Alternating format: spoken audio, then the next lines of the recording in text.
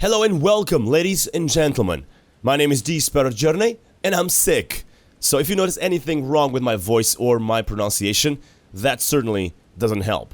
With that said, this is Shadow Warrior 2, and what a good surprise it was for me. Shadow Warrior 2 is developed by Flying Wild Hog and published by Devolver Digital. Before even getting into the game review itself, we have seen so many good games recently from European developers. Mostly from indie companies. Oh lord, how many good games are coming out from Poland nowadays, from so many other companies. It's something that is changing the gaming scene, and I love it. Not only because it feels refreshing, because most games usually come out from the US, and this is not necessarily a bad thing. I'm not saying that US developers are bad or that they should change in any way. Just wanted to make that parenthesis over there and give credit to actually Poland as a country that is changing the gaming scene and is coming up with really good ideas and good games in result.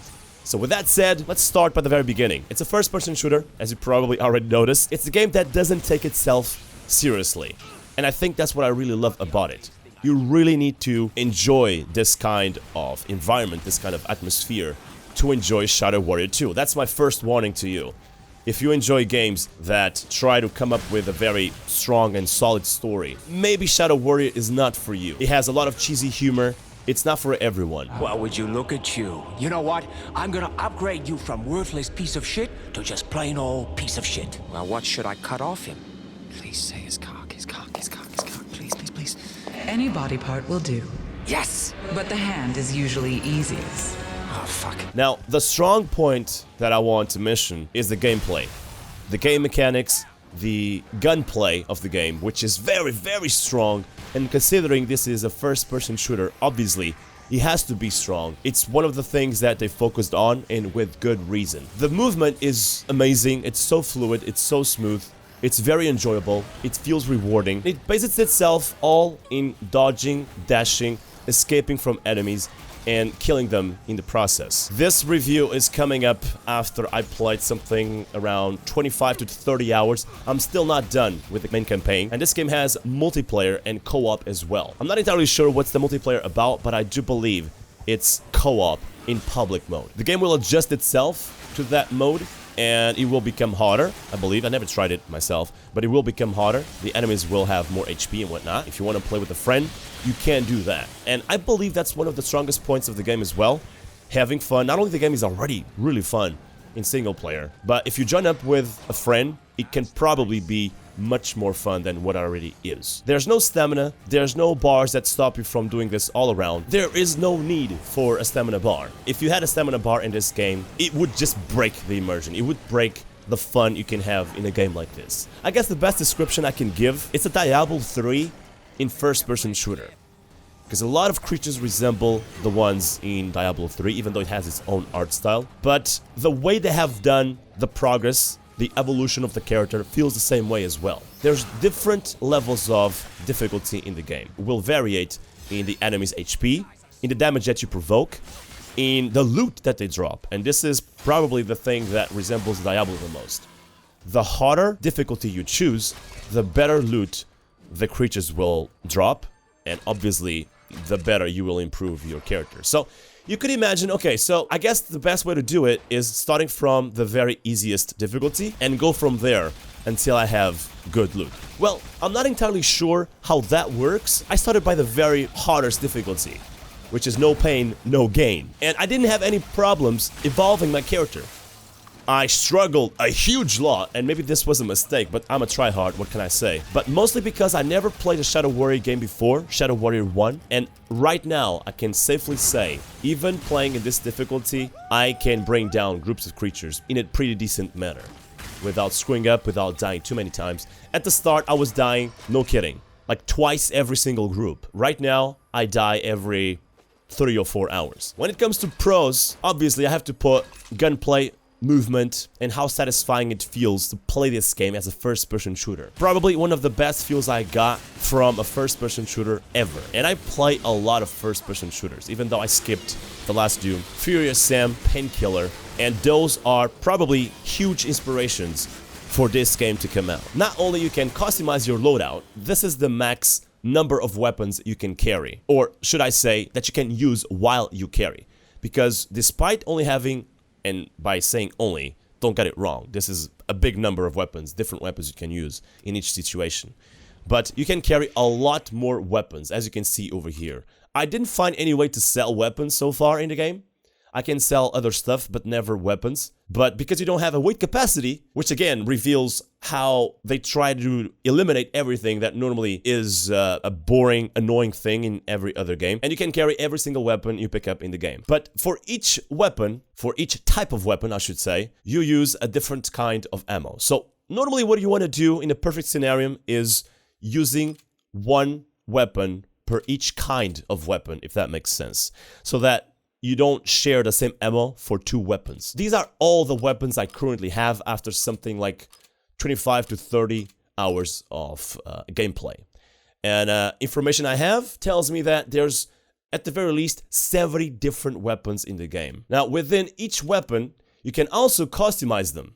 For instance, this weapon is focused on toxic damage, so that if there's a creature that is vulnerable to toxic damage, this will eventually do more damage to that creature that is vulnerable to toxic damage. If another creature on the same group is now electricity vulnerable, I just choose my mouse wheel and I change to my chainsaw, which is one of my favorite weapons in this game, and I have no shame to admit it. So normally you have the normal attack, which is this, swinging from side to side. Now on your secondary attack, normally it's a more focused attack. And it's no wonder when you have, for instance, like the pistol, you can aim down the sights. With something like the chainsaw, you aim strictly at one point, as you can see. If there was anyone in front of me, I would be cutting him like so. And the movement feels so satisfying as well. When you do this, when you go from side to side, I guess you can also use this if there's groups of creatures in front of you. You have a countless number of situations that happen in front of you while you are fighting in this game. And you have to prepare yourself for those situations, and that's why I have so many weapons, and that's why I have such a different loadout. This one does toxic damage, this one does huge physical damage. This is sort of my sniper. This one is normally for single target fire damage. Normally I use my rocket for groups of creatures that are vulnerable to fire. Then if they are not vulnerable to fire, if they are actually resistant to fire, I choose this one, which is my grenade launcher, focusing on electricity. The last weapon I'll mention is your sword, which normally I use whenever I'm missing ammo or I think I'm gonna run out of ammo with all the other weapons. So I change to this one, even though that rarely happens, I gotta say. It might happen during a boss, which takes a huge while to kill. In a normal situation, creatures normally drop always upgrades, they drop ammo, they drop health, they drop chin, which is, or kin, I should say.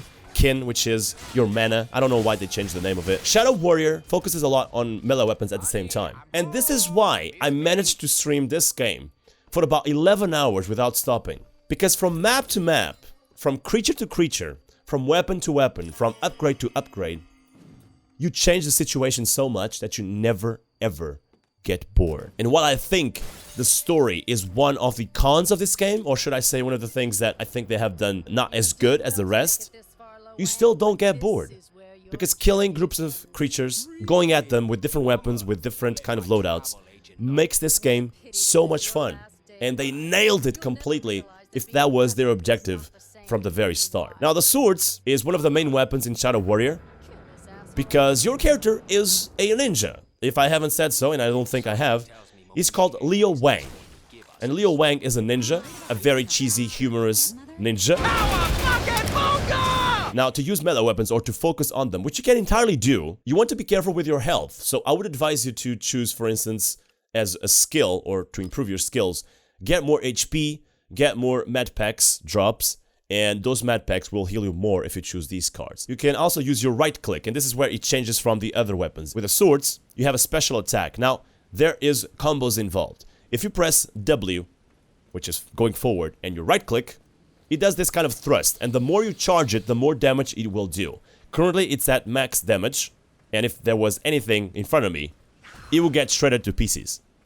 If you go and use either A or D, which is, strafing to the sides, and then press that right click all the same, you will do somewhat a special attack as well. They call it this special attack, but all around you.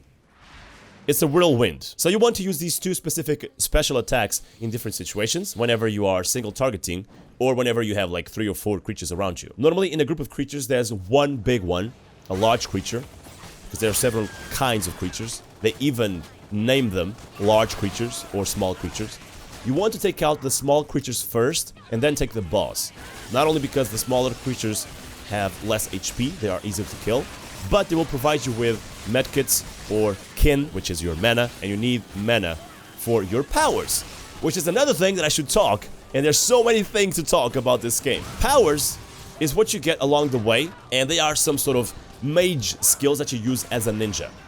Now, you can vanish with my V key at the bottom left. You have your powers over there above your health bar. V basically makes you vanish, and the more you charge it, the more you stick to it, the longer you will obviously stay in vanish mode. And not only that, but you'll get a melee, a strong melee attack, and the more you charge it, the stronger that melee attack will be. C is a blast that you hit small creatures with.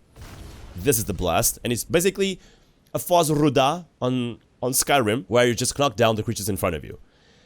X is Grip of Darkness. Honestly, I'll be very honest with you, I rarely use powers. I use my powers mostly to heal myself, which is the first power that is over there on the bottom left. And you trade, basically you trade off kin, which is your mana, which now I'm using for the powers, for your health bar. Grip of Darkness is a power that, if I'm not mistaken, knocks down the creatures around you. We can always go and check the cards over here. If you go to powers, Grip of Darkness summons demonic spikes from the depths of Shadow Realm. It causes damage to the creatures around you. I have never used Grip of Darkness. I barely use it. And as you can see, I only have 1 point in it. And lastly, the power which you activate by the key Z, which is sort of a Super Saiyan kind of Shadow Warrior state. So if I press it, I get this. It's a really awful screen, I would say. As you can see, it changes everything to red and whitish. Very contrasty kind of image. So it turns 1 into unstoppable killing device.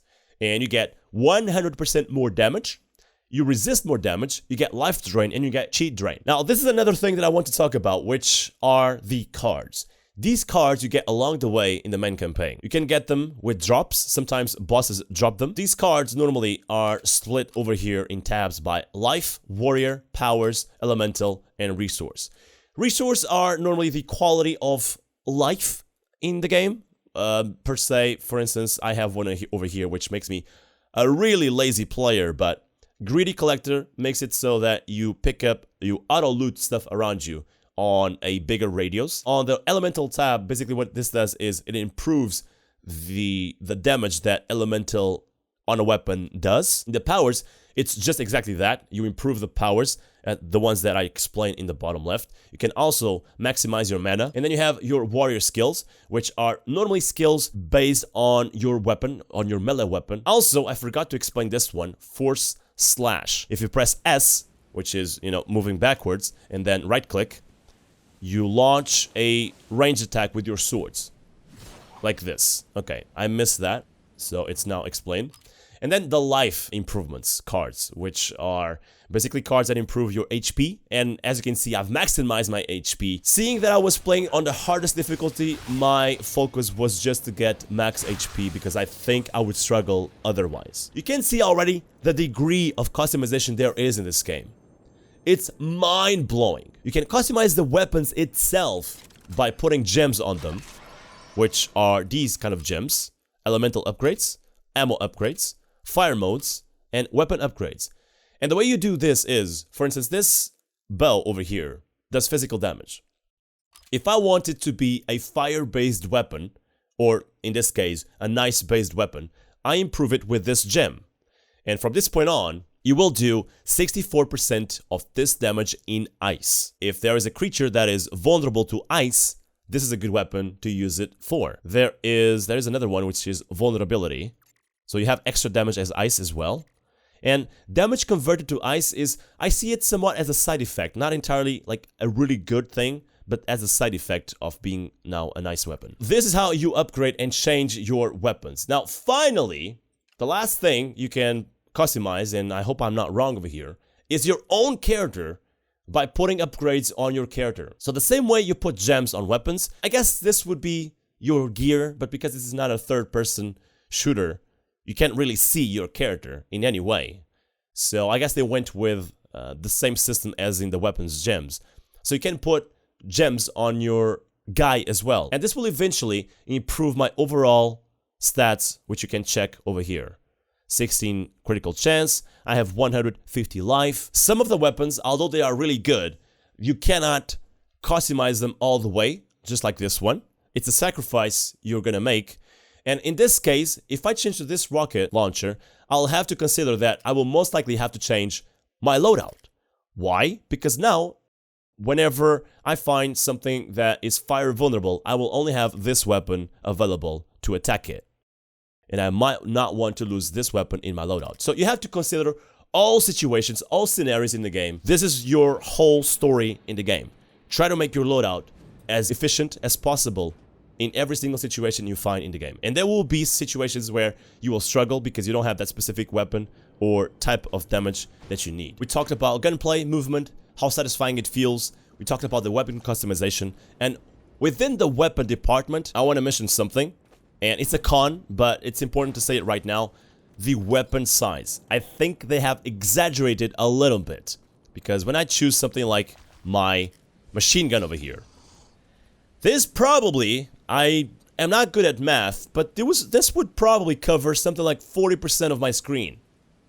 It's too damn much. Now, in a game like this, it's hard to criticize the weapon size because it's a game about showing off. It's a game that doesn't, again, take itself seriously. I accept it, but it's something that I wish would be tweaked. If you aim down the sights, though, you can see it covers much less of the screen. And that's a very good point. If I change to the pistol, you can see the difference in size. But still, the pistol is really, really big. There's no need for the pistol to be this big. Again, if I aim down the sights, it reduces its size somewhat on the screen. The weapon design, though, that's something I will highly appraise. You already seen how many different weapons I have in my loadout and how many weapons I have in my bag. And all of them, mostly all of them, are different, and the customization, the design on them is amazing. I mean, look at this freaking machine gun. This is probably the best weapon created known to man in games. I would say there's not too many different landscapes throughout the story and throughout the side missions. I found something like 4 different kind of landscapes. And they are somewhat the same because the game is not procedurally generated as far as I know. It's handcraft, which is a good thing. The maps are really well designed. Between those, you have different kinds of weather. Right now it's raining over here, as you can see. Sometimes it's really dark in the night. They also differ in that aspect. You don't really notice much that you're playing the same map over and over again because the game does a good job at kind of hiding that aspect. Why? Because notably, for instance, on a side mission that you have 3 parts for, the first part will be done in one kind of map.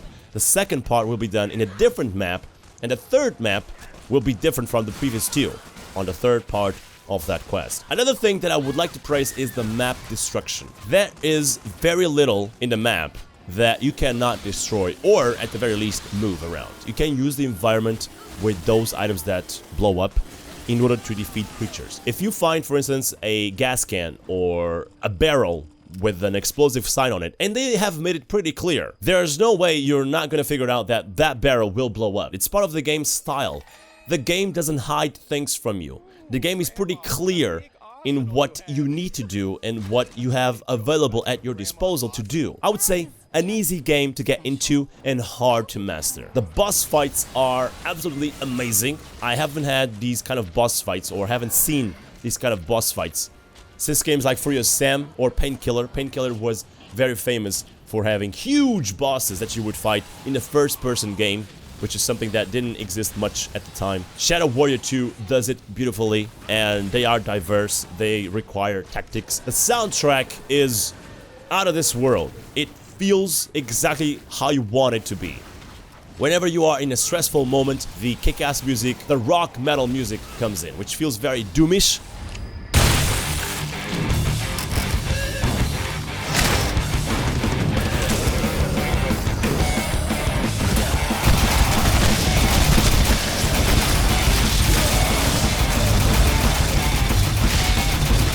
Earlier on in the game, There's a very relaxing Asian kind of music in the town where you are relaxing yourself, when you are taking your time, when you are just checking the environment, and it feels great. Now, the graphics is a mixed feeling for me. I would explain the graphics as in a puzzle, and I hope this makes sense to you. So the graphics overall are astonishingly good. They look amazing, but not only it runs amazing, and it had to run amazing, it had to be optimized for a game of this nature. As you can see on the top right, I'm recording right now, which already puts some stress into my hardware. But I still run the game at 111 frames per second at max settings. Other than, obviously, and allow me to show you, I don't have active motion blur. I still don't know to this date why games have motion blur, and depth of field. Depth of field looks amazing. It looks cinematic on the game. But in all the chaos, honestly, I don't enjoy it.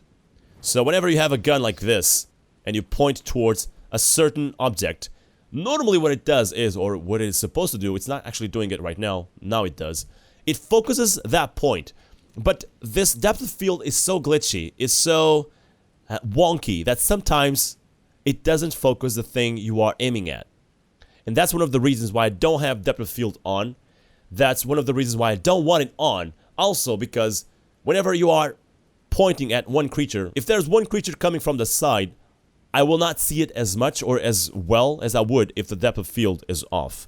So while I do love the depth of field in this game, and the effect on it, I think it adds to the cinematic of the game, I do not like it when it comes to gameplay, when it comes to gameplay convenience. So I have that off. Everything else is on high, which is the max quality you can get. I'm running this on a 1080 with 1440p. Although the whole puzzle and overall the graphics are amazing, whenever you consider each piece of the puzzle, it doesn't look that great. And I will mention specifically characters. I'm gonna check here Larry. If you go and check Larry closely, actually, Larry is not the worst one. There are worse characters in the game. But if you look at his hair, it doesn't look that great. Considering that nowadays, games come out with, you know, those hair works from Nvidia and those single hair physics and whatnot. This doesn't look great. His hair is a complete solid object that acts as hair. Overall, when a puzzle is complete, it's awesome to look at. I mean, I didn't even mention this. Hold up, let me look over there. Photo mode. You can take screenshots of this game in the photo mode by not having any UI. I can take this away. You can move a little bit around the character. There's a certain limit where you cannot move the camera to. I can also do stuff like, for instance, let me go and check over here. I can add bloom. I can change it, just like in an Instagram kind of system. I can change the vignette. It's currently not on. And it's currently, if I'm not mistaken, not really working, which is a shame. Oh, there we go. It's working now. And you can also change several kinds of things. You can change the shadows. You can change even the color. Can make it more red. Can make it more green. Once again, it's like a freaking Photoshop inside the game, where you change the screenshots on the go. You can change the saturation. You can make it completely black and white. You can change the contrast, the blur intensity. Look at this. You can even make it, hold up, it's around here somewhere. You can even make it pixelized. It's like a freaking 8-bit game. I had to be very nitpicky to pick up these things, to have something to say or to criticize about the game that I don't like. I never played Shadow Warrior 1, and I think Shadow Warrior 2 does a bad job at introducing you to the game, while it does a good job at making you learn the game. The tutorial is there, everything is explained, and it explains on the go. There's no such thing as in a dojo where you train, there's no such thing as in practice targets, but after that, there's really nothing that explains who is Lo Wang. There's nothing that explains who is Smith, which is another character that you will get to know in the game. Actually, I thought the Wanglopedia included the characters, but they don't, which further makes this an issue for me. For someone that doesn't know Shadow Warrior, I got lost at the beginning.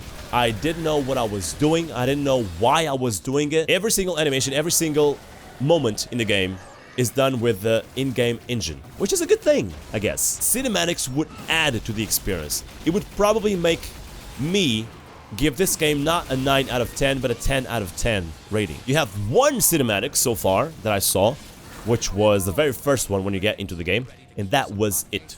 There's no more cinematics. Lo Wang is a very childish person. He talks about dicks, and he talks about wangs, and he talks about, I don't know, sex and different situations, tricky and cringy situations a lot.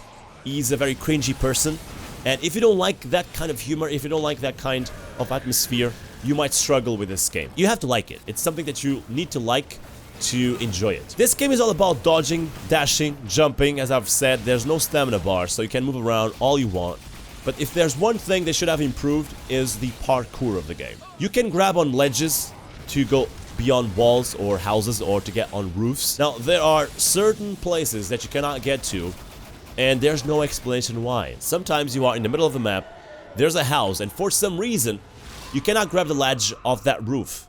And there's really no explanation why. It's really hard to get sometimes on top of certain roofs because you cannot grab the ledge, and there's no explanation why. Shadow Warrior 2 is an amazing game. I think they have nailed all the good things they had to have in the game, there is, such as butts. Shadow Warrior 2, ladies and gentlemen, available on Steam on the 13th of October, made by Flying Wild Hog and published by Devolver Digital. I'll see you next time. Have a good day.